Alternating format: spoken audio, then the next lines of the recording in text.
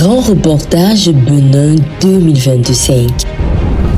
Sur la terre bénie du Benin, où la foi et la tradition se croisent au quotidien, une mission inoubliable a marqué les cœurs du 2 au 27 février 2025.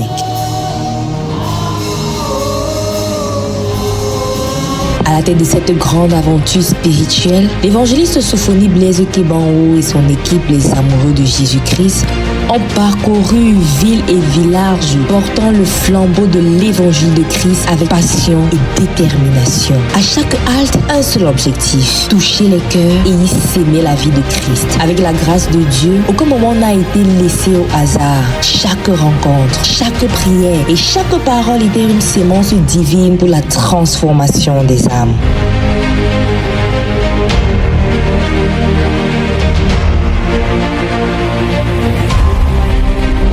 Un séminaire des pasteurs, une formation qui marque un changement radical. À peine la mission lancée, nous voyons aux ambassadeurs de l'évangile ont donné le ton avec une étape cruciale, le séminaire des pasteurs. Pendant 4 jours, du 5 au 8 février 2025, un puissant temps d'enseignement et de transformation s'est déroulé, rassemblant près de 400 serviteurs de Dieu. C'est dans une atmosphère de soif spirituelle que ces hommes et femmes de Dieu ont été fortifiés à travers des enseignements profonds et percutants sur l'amour entre les frères et l'Église, la véracité de la parole de Dieu, les manifestations de la parole vivante de Dieu, l'amour de Dieu et les langages de l'amour et la vision.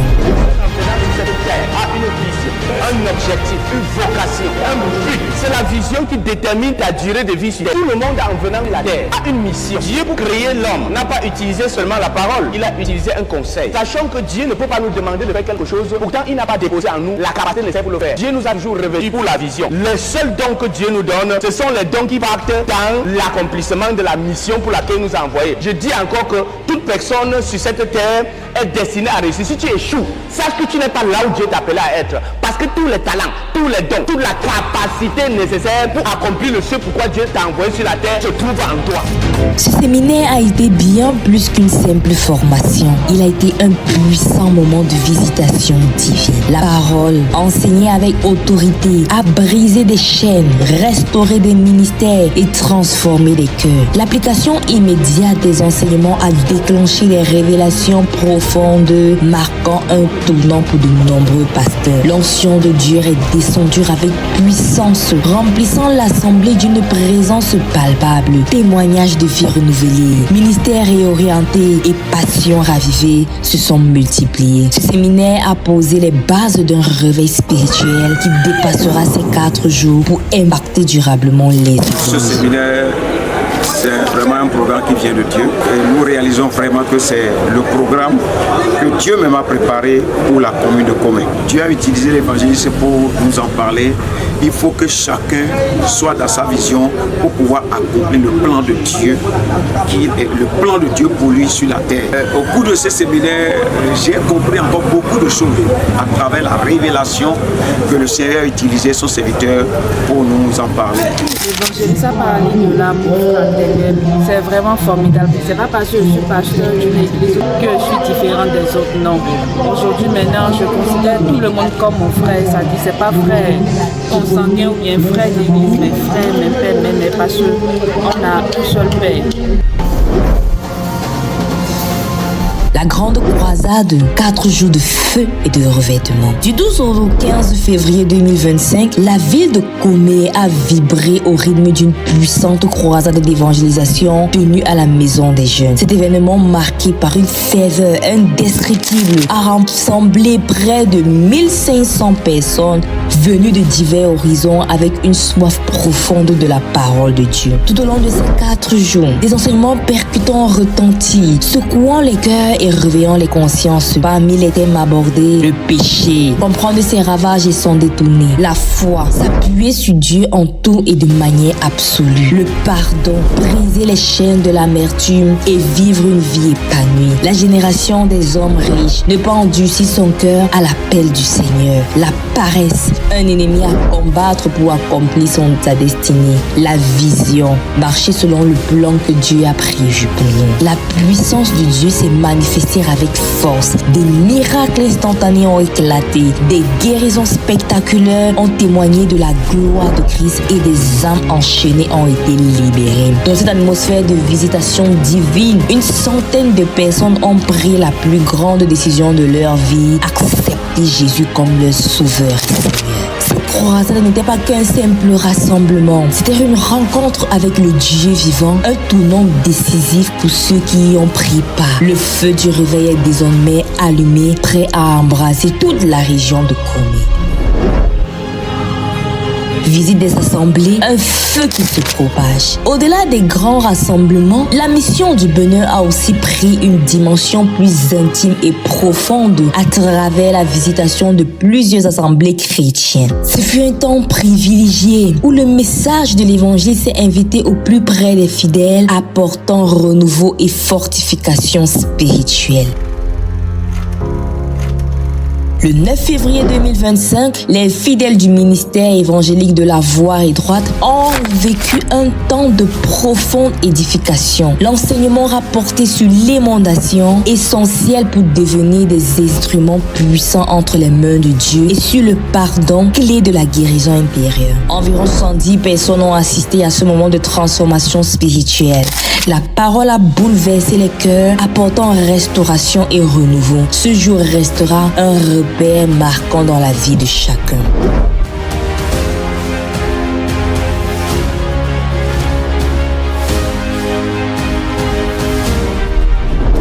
Des femmes pasteurs. Le 20 février 2025, un moment puissant a marqué la chapelle internationale des conquérants de Comé, où un séminaire dédié aux femmes pasteurs a apporté une profonde édification. Au cœur des enseignements, deux thèmes majeurs ont captivé l'assemblée. L'influence du nom, révélant l'importance de donner aux enfants des noms attachés à leur destinée, et le choix du conjoint, une décision clé qui façonne la vie et la destinée.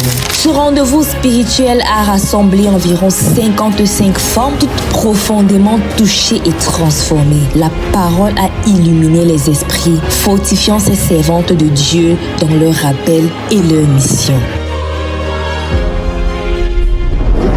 Toujours le 20 février 2025, à partir de 19h30, un vent de transformation a soufflé sur l'église Les Rachetés de Dieu. Dans une atmosphère empreinte de foi, les fidèles ont été profondément édifiés à travers des enseignements percutants sur la vision, révélant l'importance de marcher selon le plan de Dieu pour nous, l'influence du nom et la puissance du pardon, clé de la véritable guérison. Ce jour-là, environ 33 personnes ont vécu un tournant décisif. Des cœurs ont lâché le poids du passé et plusieurs ont trouvé la force de pardonner l'impardonnable.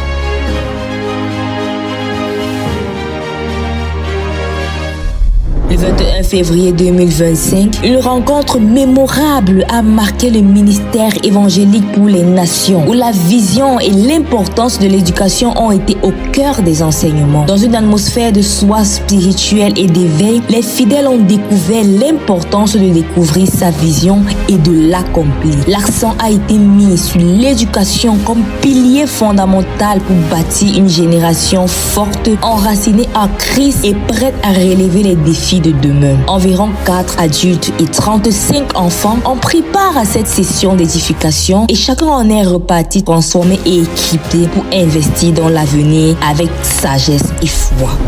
Le 23 février 2025, le ministère évangélique Amour de Dieu a connu un temps de visitation divine marqué par des enseignements riches et transformateurs. Au cœur de cette rencontre, plusieurs thèmes essentiels ont été abordés. La discipline de la joie, révélant l'importance de cultiver la joie malgré les circonstances, l'importance de l'éducation des enfants comme fondement d'une génération solide, l'anniversaire et la bénédiction, symbole de gratitude et de grâce, et le pardon, clé d'une santé intérieure. Environ 80 personnes ont pris part à cet enseignement. Les vies ont été impactées et restaurées, laissant place à une atmosphère de paix, de renouveau et d'espoir.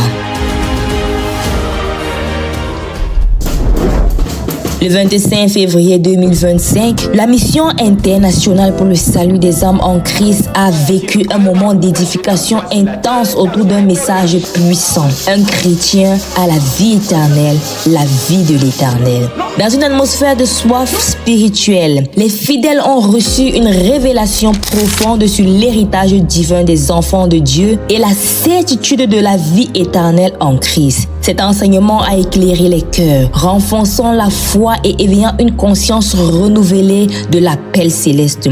Ce jour-là, environ 48 personnes ont été touchées, transformées et affermies dans leur marche avec Dieu. Le 26 février 2025, l'église évangélique La Maison du Salut a été secouée par une puissante révélation.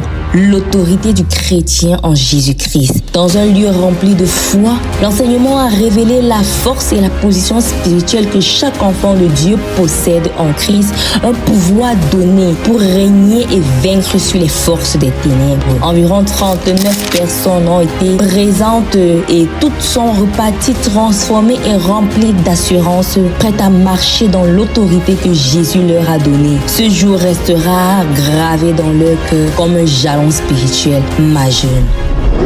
Le 27 février 2025, un puissant moment d'édification a marqué l'église du Christ de Lisem. Les fidèles ont été instruits sur la vision et sur le pardon. L'enseignement a profondément touché les cœurs, amenant plusieurs à pardonner l'impardonnable et à s'ouvrir à une nouvelle saison de restauration. L'atmosphère était chargée de grâce et de transformation et chaque parole résonnait comme un appel divin à une vie renouvelée. Environ 58 personnes ont pris part à cette rencontre, repartant transformées, fortifiées et prêtes à avancer avec une nouvelle vision et un cœur libéré. Mais quelle est la leçon que nous pouvons saisir d'ici? C'est que pendant que nous sommes encore vivants, œuvrons à pouvoir bâtir nos enfants. Nombreux sont ceux qui ont passé du temps à aller travailler, chercher le boulot, chercher ceci, et ils n'ont pas eu du temps pour bâtir les enfants, pour éduquer les enfants. Ils n'ont pas eu du temps de se transmettre dans la vie de leurs enfants. Et c'est comme ça qu'ils sont morts lamentablement. Je vais te supplier, maman. Je vais te supplier, papa, à bâtir tes enfants, à bâtir ta relève. Là où tu t'es arrêté, tes enfants devraient commencer là-bas. Mais il y a des gens qui sont bêtes comme Salomon. Tu passes ta vie à bagarrer au marché pour avoir telle chose. Tu bagarres pour acheter un terrain. Tu bagarres. Chaque jour, tu es au champ. Chaque jour, tu es ici. Si tu ne prends pas du temps pour bâtir et éduquer tes enfants, je t'assure en vérité que ce que tu aurais passé 40 ans pour faire, l'enfant là va se lever un matin, en un jour. Il va jouer le pari foot avec. Vous deviez vous concentrer sur les enfants. Vous devez leur léguer des secrets que vous possédez. Vous deviez éduquer ces enfants et non pratiquer l'élevage. Apprends à léguer à l'enfant tout ce qu'il le faut. Ces visites assemblées ont été marquées par des moments de prière puissants où Dieu a confirmé sa parole par des miracles éclatants. Des vies ont été libérées, des personnes ont pardonné l'impardonnable, les forces du vaudou ont été anéanties devant le roi de gloire et plusieurs malades ont reçu leur guérison. Maux de ventre, de tête, Dieu, stérilité. Les témoignages de transformation sont nombreux et la gloire de Dieu s'est manifestée à chaque instant. Outre les visites d'assemblée, nos missionnaires ont eu l'honneur de rencontrer des hommes d'État influents, notamment le maire de la mairie de Comé et le commissaire du commissariat central de Comé, lors d'une rencontre le 16 février 2025. Ces échanges ont été un véritable moment de partage sur la vision. Les autorités présentes ont été profondément touchées par la sagesse des paroles de l'évangéliste, reconnaissant la puissance qui les accompagnait. Elles ont été non seulement bénis, mais également marqués par cette rencontre. Les amoureux de Jésus-Christ ont aussi eu un moment stratégique avec le comité d'organisation de la campagne afin de faire le point sur le bon déroulement des préparatifs. Ce fut un temps d'échange inspirant où ils ont été rappelés à la puissance de l'évangélisation, véritable clé pour toucher les cœurs et transformer des vies. Cette réunion a renforcé leur détermination à poursuivre l'œuvre avec passion et à faire avancer le royaume de Dieu. La mission du Bénin 2025 restera gravée comme un puissant témoignage de l'amour et de la puissance de Dieu. Plus de 3000 personnes ont été touchées par le message transformateur de l'Évangile et des centaines ont fait le choix de donner leur vie à Jésus. Puissant de suicide, libère la vie de cet enfant. Libère-la. Sors au nom de Jésus. Sors. Libère la vie. Quand vous avez dit que quelqu'un, quand il marche là, c'est comme si quelque chose de... Oui. Après la prière, elle a été guérie. Oh, ça c'est faux. Est-ce qu'on peut applaudir très fort le Seigneur? Elle avait mal au pied. Satan avait mis les épines en bas de son pied. Et Jésus l'a localisé. Amen. C'est ce que Jésus peut faire. Alléluia. Est-ce qu'on peut applaudir très fort? Ce jeune homme, il dit qu'avant de venir ici, il y a l'un de ses pieds qui lui faisait très mal. Oui. Mais durant le moment de la prière, il a senti que le Seigneur l'a guéri. Alléluia. Et il ne lui faisait plus mal. Alléluia. Est-ce que vous voulez dire le Seigneur? Avant jamais. J'ai mal au pied. Oui. Durant la venue. Oui. La venue, la pied me fait mal. Oui. Et durant la prière du Seigneur, le pied est déjà guéri. Alléluia.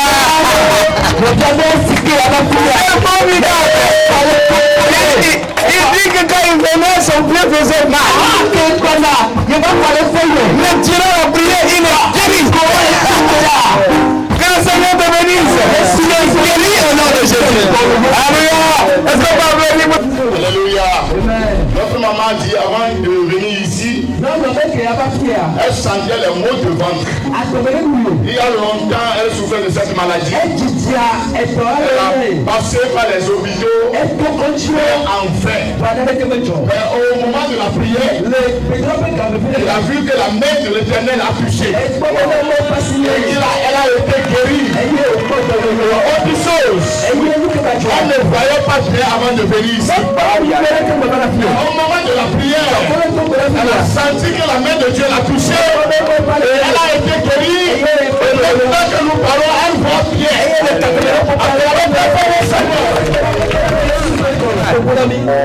Alléluia. Amen. Je ne sais pas ce que je vais dire à Dieu, mais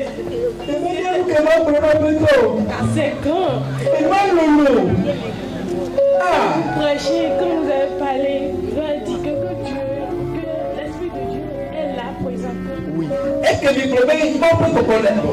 Quelque chose de chaleur, quelque chose qui était vraiment froid, je ne sais pas, m'embrasser. Est-ce que je sentais en moi que j'ai eu cette chose? Alléluia. Les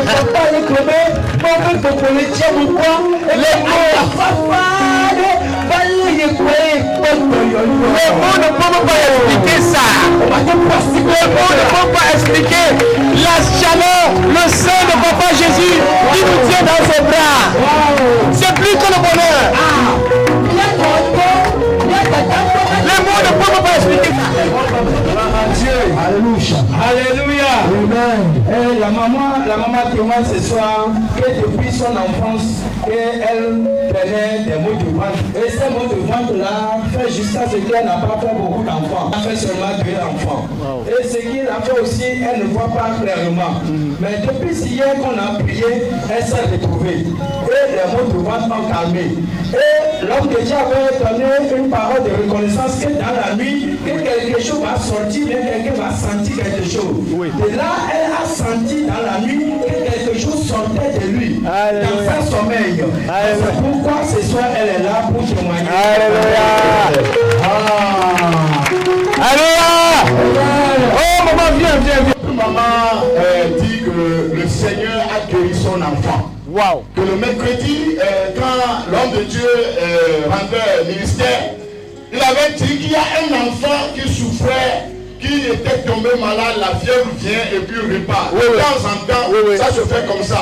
Mais le dimanche passé, l'enfant était gravement malade jusqu'à ce qu'elle n'a pu aller à l'église. Et l'enfant avait des vomissements par-ci par-là. Mais au cours de la prière, il a senti que l'Éternel a parlé sur son enfant. Et l'enfant était guéri depuis ce jour. L'enfant est guéri. Alléluia. Alléluia. C'est l'enfant ici. Oh, c'est le petit garçon là ici. Vous allez témoigner de ce qui se passe. Aïe, aïe, aïe, le ciel est ouvert en ce lieu. Je ne sais pas ce que Dieu va faire. Je ne sais pas ce qu'il prépare pour demain. Mais je dis ce que j'ai vu. Le ciel est ouvert. Il y a quelque chose d'extraordinaire qui va se passer. Je t'en supplie. Même quand tu vas rentrer chez toi, je t'en supplie. Dis à Dieu, Seigneur, je ne veux pas que ça me rate. Petit vide de corps, mais qu'on avait oublié. Vous seriez étonnés.